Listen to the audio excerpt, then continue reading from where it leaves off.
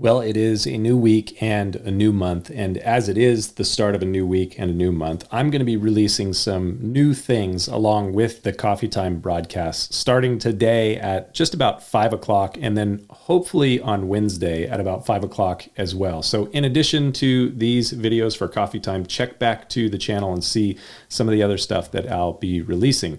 But also on that point, I want to say if you haven't done so yet, please consider subscribing to the channel and sharing it with other people as well so that you can be notified about when new content is brought out. So pretty easy to do. Just click that little button that says subscribe down below. It's literally calling out to you, or at least I'm calling out to you and asking you to subscribe. So subscribe and get your coffee.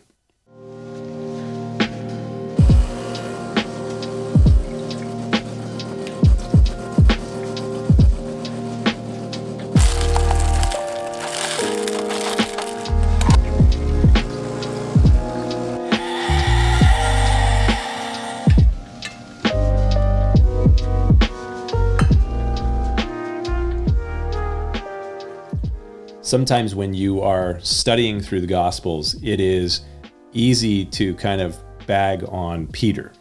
Peter was one of Jesus's disciples. He's one of the key figures in the New Testament. And it is easy to bag on Peter because he's the guy that has a tendency to voice his opinions and speak up a lot.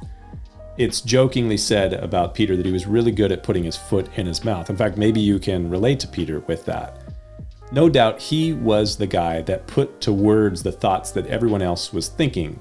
So it's not like everyone else was better than Peter. It's just that they tended to keep their mouth shut where he didn't. And I'm sure Peter was the kind of guy, and maybe you've had someone in your life like this. He was the kind of guy who you would casually kind of lean over to and quietly share with them your thought, just because you knew that he would be the one that would voice your thought for you so that you wouldn't have to. So that's Peter. And we know more about Peter from the Gospels than we do pretty much any of Jesus's other followers because he's the outspoken one. And as a result, he gets a bad rap. We bag on him a little bit, and he gives us a lot of material from which we can learn some valuable lessons. Like the one that we learn when we read about Peter's denial of Jesus on the night that Jesus was betrayed by Judas. Now, fortunately for Peter, there was a Judas, because Judas definitely makes Peter look good in the end. In fact, right up until the end, I think that if you had had a chance to evaluate Jesus's disciples, Judas would have been thought to be the trustworthy one. He was the one who carried the money bag. He was the one who kind of had Jesus's wallet. So he was the trustworthy one right until he wasn't. But back to Peter. Peter denied Jesus.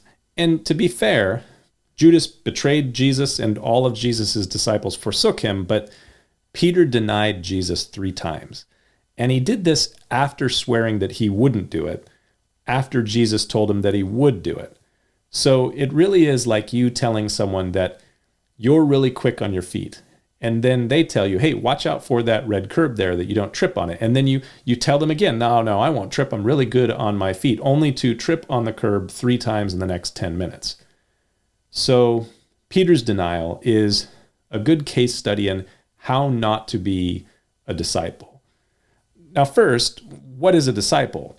There are a lot of great definitions for a disciple. The simple and literal translation of the Greek word translated disciple, which is the Greek word mathetes, is learner.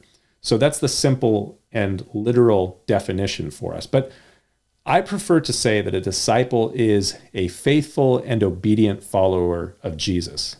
So Peter shows us in his denial of Jesus, and I've been reading through Mark chapter 14, he shows us how not to be a faithful and obedient follower of Jesus.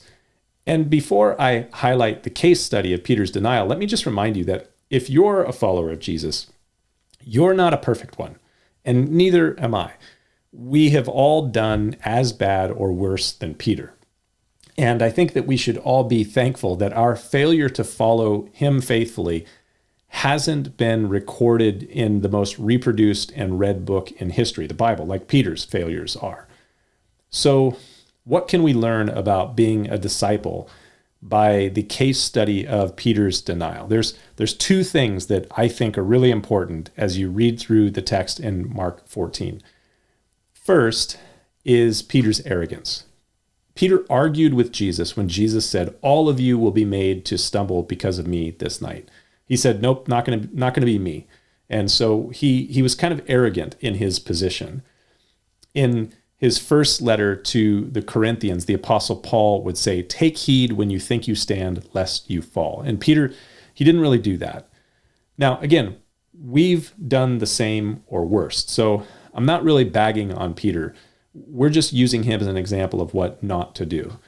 So the first thing we should learn in learning to be a faithful follower of Jesus through the case study of Peter not being so faithful in his denial of Jesus has to do with humility. That is a good quality for us to have. So I said there are two things that I think are really important. But before I get to the second one, I think it's important to consider that I'm skipping over a couple of really interesting things that take place in Mark 14 before Peter's denial of Jesus. The first one has to do with Peter's failure to watch and pray with Jesus in the Garden of Gethsemane. But all of Jesus's followers failed to do that. So we can't really single Peter out in that. And then another thing that stands out in this passage is that Peter, when Judas showed up to betray Jesus, he shows up, Peter does, as kind of like the macho man to defend Jesus with a sword, which didn't really work out all that well. But you've got to give Peter an A for trying. He was certainly zealous. So I'm not going to throw those two things into the mix. Instead, in this case study of Peter's denial, the first thing that we see is Peter's arrogance. And the second thing we find in Mark 14, verse 54, it says there, "But Peter followed Jesus at a distance." After Jesus was betrayed by Judas and he's being led away to the high priest's house to be tried, it says that Peter followed Jesus at a distance, right into the courtyard of the high priest, and he sat with the servants and warmed himself at the fire. I'm willing to bet that a lot of denials of Jesus have come as a result of arrogance and following Jesus at a distance and being in the wrong place at the wrong time.